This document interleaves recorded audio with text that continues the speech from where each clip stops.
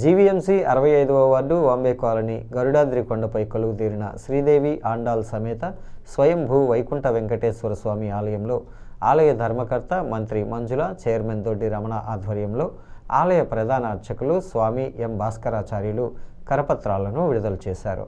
ఈ సందర్భంగా వారు మాట్లాడుతూ ఈ నెల 16వ తేదీ మంగళవారం ధనుర్మాసం ప్రారంభోత్సవం సందర్భంగా స్వామివారికి శ్రీ సుదర్శన నారసింహ హోమంతో ప్రారంభం అవుతుందని, 17వ తేదీ బుధవారం నుంచి 14వ తేదీ జనవరి 2026వ తేదీ వరకు స్వామివారికి సుప్రభాత సేవ, ఆరాధన సేవాకాలం, మంగళ స్నానం, పంచామృత అభిషేకాలతో పాటు విశిష్ట పూజా కార్యక్రమాలు నిర్వహించడం జరుగుతుందని తెలిపారు.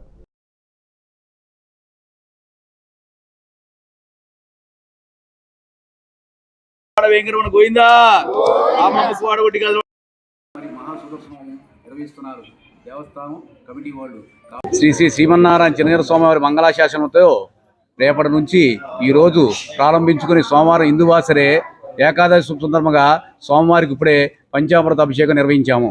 ఈ పంచామృత అభిషేకంలో భక్తులు విరివిగా పాల్గొని సోమవారి తీర్థప్రసాదాలు తీసుకున్నారు. అంతేకాకుండా రేపు ఉదయము మంగళవారం సోమవారం రోజున ఉదయం రేపు 16వ తారీఖు నాడు ధనుర్మాసం ప్రారంభమవుతుంది.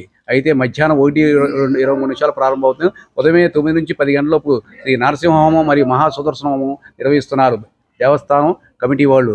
కావున భక్తులు విరిగా పాల్గొని స్వామివారి ఈ యొక్క హోమ ప్రక్రియను తిలకించి స్వామివారి అనుగ్రహం పొంది తీర్థప్రసాద్ స్వీకరించగా కోరుచున్నాము. జయ శ్రీమన్నారాయణ, జయ జయ శ్రీమన్నారాయణ, నమో నారాయణ, నమో వెంకటేశయ్య. ఈ గోదాదేవి అమ్మవారి పూజ చేసుకుని ధనుర్మాస కార్యక్రమాన్ని రెగ్యులర్గా అన్ని కంప్లీట్ కావడం జరిగింది.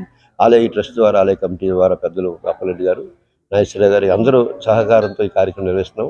అలాగే ఇక్కడ స్థానిక శాసనసభ్యులు పెద్దలు గౌరవనీయులు ఎమ్మెల్యే పల్లా శ్రీనివాస్ గారు, అలాగే మాజీ శాసనసభ్యులు నాగిరెడ్డి గారు, అలాగే ఇక్కడ ఉన్నటువంటి జనసేన నాయకులు మన కోన తాతారావు గారు, అలాగే ఇక్కడ ఉన్న మా వార్డు కార్పొరేటర్ మన మూర్తి గారు, అందరూ సహాయ సహకారాలతో కులాలు మతాలు రాజకీయాల సంబంధం లేకుండా నిర్వహిస్తున్నారు. మీ అందరూ సహాయ సహకారం కావాలని చెప్పి మనస్ఫూర్తి కోరుకుంటూ రేపు 30వ తారీఖు జరిగే వైకుంఠ ఏకాదశి కూడా అన్ని రకాలుగా ముందు పోలీసు బందోబస్తు ఏర్పాట్లు లాస్ట్ టైం కూడా సిఐ గారి సాధనంలో దాదాపు 5-6 వేల మంది రావడం జరిగింది.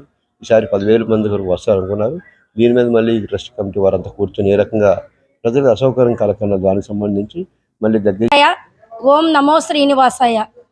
కలియుగంలో సాక్షాత్తు మనల్ని కాపాడట కొరకై కలియుగవాసుడైనటువంటి వెంకటేశ్వర స్వామి ఈ భూమిపైకి వచ్చారు.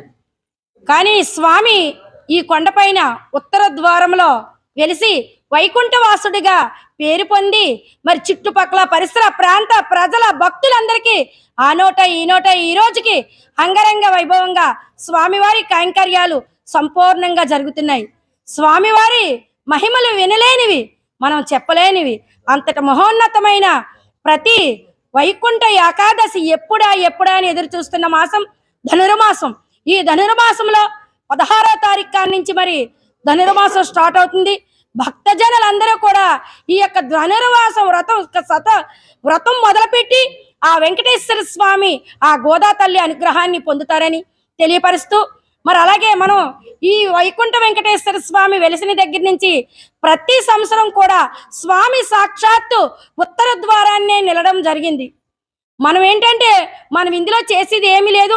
స్వామికి తిరుమల తిరుపతిలో ఏ విధంగా 7 ద్వారాల్లో ఉంచి మరి దర్శన భాగ్యం పొందుతారో అదే విధంగా ఈ వైకుంఠ వెంకటేశ్వర స్వామి కూడా 7 ద్వారాలు ఏర్పాటు చేస్తూ ఆ 7 ద్వారాల్లోంచి ఆ శ్రీనివాసుని, ఆ తల్లి గోదాదేవిని, ఆ శ్రీ మహాలక్ష్మిని మరి దర్శించుకునే భాగ్యం మనందరికీ అతి చేరువలో అతి దగ్గరలో ఈ కొండపై వెలిసినటువంటి వెంకటేశ్వర స్వామి ఆలయంలో మనందరికీ కూడా దక్కుతుంది.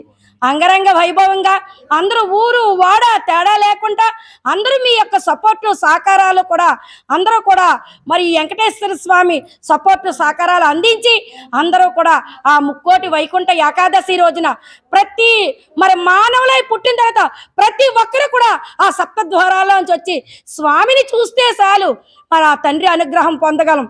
అంతటి విశిష్టమైన రోజు ఆ రోజు. అందుకే ఈ రోజున మరి ఈ యొక్క పత్రికా ప్రకటన ద్వారాగా, మరి అలాగే మా ఆలయ కమిటీ సభ్యుల ద్వారాగా, ఈ ఆలయ ట్రస్ట్ ద్వారాగా, మరి ఆలయ చైర్మన్ దొడ్డి రమణ గారి సారథ్యంలో మా యొక్క ఆలయ కమిటీలో ఇప్పుడు ఎన్నో మంది ఎన్నో రకాలుగా అంటారు.